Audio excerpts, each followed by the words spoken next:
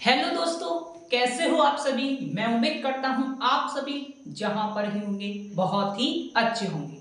आज हम लेकर आए हैं, ऑलरेडी आपको पहले से ही पता चल गया होगा कि आज हम किस टॉपिक पर बात करने वाले हैं। जी हां, आपने सुना, बिल्कुल सही सुना।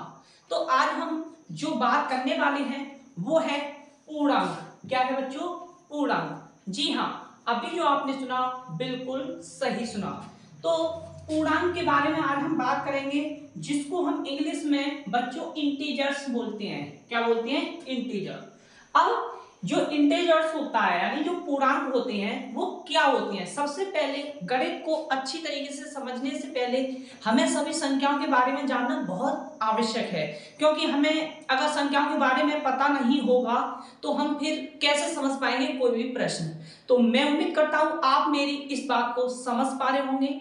तो चलिए आज हम पूर्णांक के बारे में बात करेंगे कि पूर्णांक क्या होता है यानी इंटीजर्स। देखो, पूर्णांक किसे कहते हैं, तो इसका उत्तर है, हमने प्रश्न यहां पे लिया है कि पूर्णांक किसे कहते हैं। तो पूर्णांक होता क्या है? यदि पूर्ण संख्याओं में, बच्चों ध्यान से समझना, यदि पूर्ण संख्याओं में ऋणात्मक संख्याओं को शामिल कर लिया जाए तो उसे हम पूर्णांक यानी कि इंटीजर कहते हैं। जी हां, आपने सुना, बिल्कुल सही सुना। यदि पूर्ण संख्याओं में ऋणात्मक संख्याओं को शामिल कर लिया जाए तो उसे हम पूर्णांक यानी इंटीजर्स कहते हैं। आप अपनी कॉपी में नोट कर लीजिए इसकी परिभाषा को। अब ये देखिए बच्चों, ये जो ऋणात्मक संख्या होती है, क्या ऋणात्मक, इसका मतलब होता है माइनस वाली संख्या, जैसे -1, -2, -3, -4, इस तरीके से।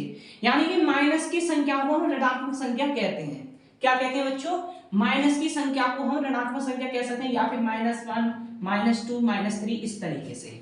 ठीक है, तो मैं उम्मीद करता हूं आप मेरी इस बात को समझ पा रहे होंगे। ऑलरेडी आप ऋणात्मक संख्या के बारे में जान गए होंगे कि ऋणात्मक कहते किसे हैं। यदि बच्चों कोई भी संख्या प्लस की होती है, जैसे +3, ठीक है, तो इसको हम धनात्मक संख्या बोलते हैं। क्या बोलते हैं बच्चों? धनात्मक संख्या। एक होता है हमारा ऋणात्मक और दूसरा होता है हमारा धनात्मक। ऋणात्मक संख्या को हम इंग्लिश में बोलते हैं नेगेटिव। क्या बोलते हैं बच्चों? नेगेटिव। और धनात्मक संख्या को हम इंग्लिश में बोलते हैं पॉजिटिव। ठीक है, तो धनात्मक संख्या प्लस वाली होती है और ऋणात्मक संख्या माइनस वाली होती है। अब हम अपने प्रश्न की तरफ चलते हैं। ये तो मैंने आपको वैसे बेसिक बताया है। अब ये देखिए बच्चों, पूर्णांक होते क्या है।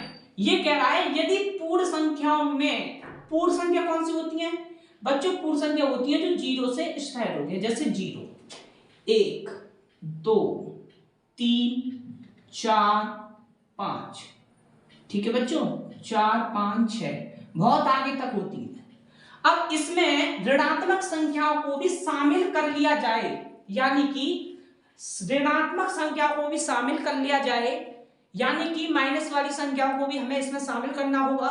अब प्लस वाली इधर हो गई और माइनस वाली हम इधर करेंगे, जैसे -1, -2, -3, -4, बहुत सारे होते हैं आगे तक। ये भी आगे तक होती है, ये भी आगे तक होती हैं।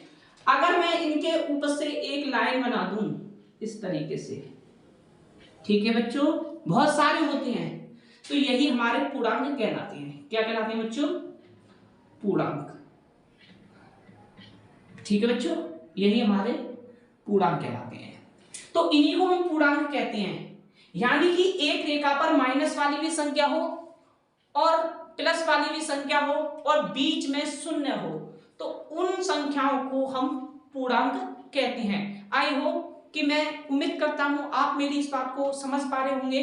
तो यही है हमारा पूर्णांक कहते किसे हैं। यदि पूर्ण संख्याओं में ऋणात्मक संख्याओं को शामिल कर लिया जाए तो उसे हम पूर्णांक यानी इंटीजर्स कहते हैं। देखो बच्चों, पूर्ण संख्या जो स्टार्ट होती थी वो हमारी 0 से स्टार्ट होती थी, जैसे 0, 1, 2, 3, 4, 5, 6। और इसमें बोला गया है परिभाषा में ऋणात्मक संख्याओं को भी शामिल कर लिया जाए, यानी कि जो ऋणात्मक संख्या होती है जैसे -1, -2, -3, वो ऋणात्मक होती है।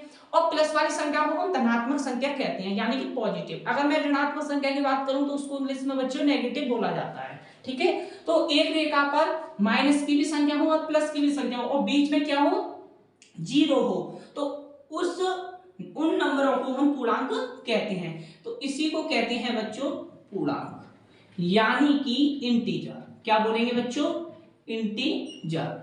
तो मैं उम्मीद करता हूं इंटीजर या फिर इंटीजर्स कह सकते हो। तो मैं उम्मीद करता हूं आप मेरी इस बात को समझ पा रहे होंगे। तो कैसी लगी आपको ये वीडियो मुझे कमेंट बॉक्स में लिखकर जरूर बताएं। यदि आप मेरे इस YouTube चैनल पर पहली बार हो तो मेरे चैनल को सब्सक्राइब करें, लाइक करें और शेयर करें और प्यारी सी कमेंट करें कि आपको ये वीडियो कैसी लगी। तो इस वीडियो को देखने के लिए आपका बहुत बहुत धन्यवाद।